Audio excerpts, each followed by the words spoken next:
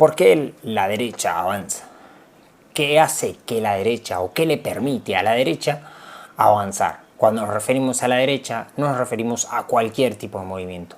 Y esto en algún momento ya sucedió y nos ha dejado la triste enseñanza de que el avance de la derecha por lo general cuesta demasiadas vidas en todos los sentidos.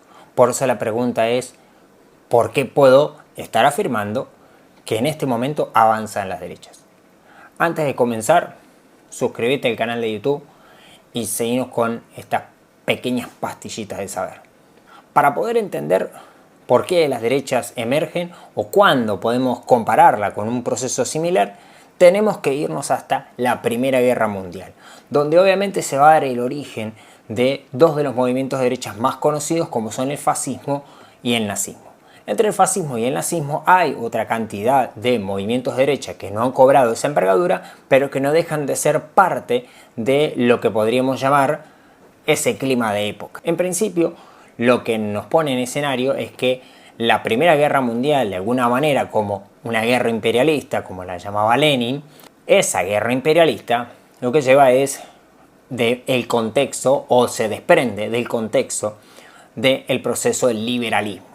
El liberalismo capitalista, el éxito, entre comillas, del capitalismo en esa coyuntura, el llegar o el llevar a los límites ese capitalismo, nos pone en el punto de una primera guerra imperialista. Una de las características de ese justamente liberalismo es que ha invadido cultural, económicamente y socialmente a los otros territorios.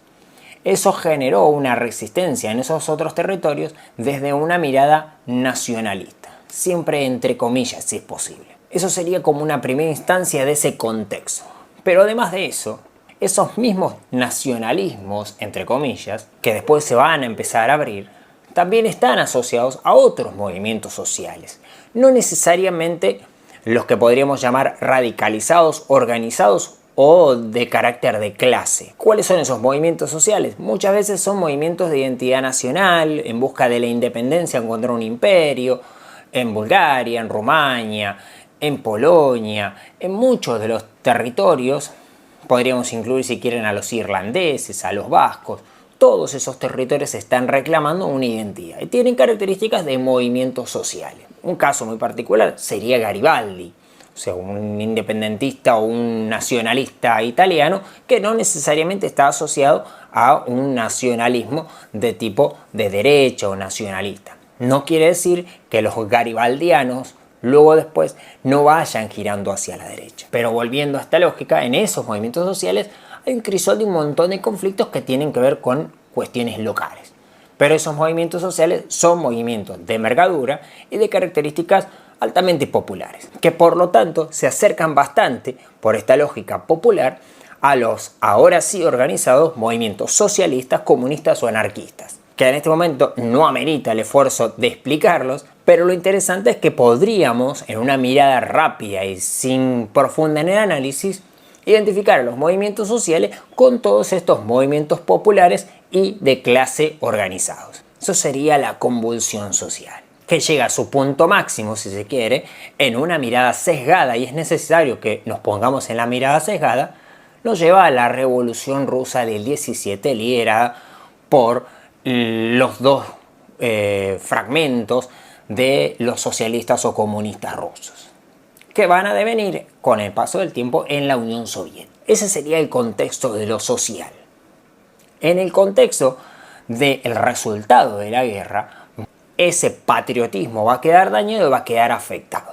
El otro elemento importante para poder entender el deterioro de las instituciones democráticas genera este descreimiento en las instituciones democráticas. Acá es esencial que puedas ir a leer el capítulo de Eric Hobsbawm sobre caída del liberalismo, el capítulo 4 de Historia del siglo XX, que te dejo en la descripción un enlace para que puedas ver el video explicativo de todo ese capítulo. Entonces, la derecha fascista y la derecha nazi va a emerger en un momento donde voy a tener una crisis de los valores democráticos, de los derechos democráticos, y en paralelo unos movimientos sociales cada vez más poderosos o cada vez más populares. Ahora, si me coloco en el 2023.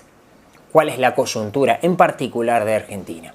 Cierto grado de descreimiento sobre la democracia, una crisis que le otorga a ese descreimiento un problema mayor, mientras los líderes de la derecha lo primero que hacen es atizar el problema de los movimientos sociales, que en este caso pueden llamarse piqueteros, sindicalismo o la izquierda, con la misma lógica que a principios del siglo XX, juntando cosas que no están vinculadas, pero que en un razonamiento sesgado, inmediatista y de poco análisis, muy simplemente puedo reunirlos. Puedo juntar a Grabois, a Del Caño y a cualquier piquetero en esa identidad de amontonamiento. Y por el otro lado, el descreimiento, la no política, la casta política, esa construcción de que la democracia es mala, está mal, y eso me lleva constantemente a una lógica, a una ideología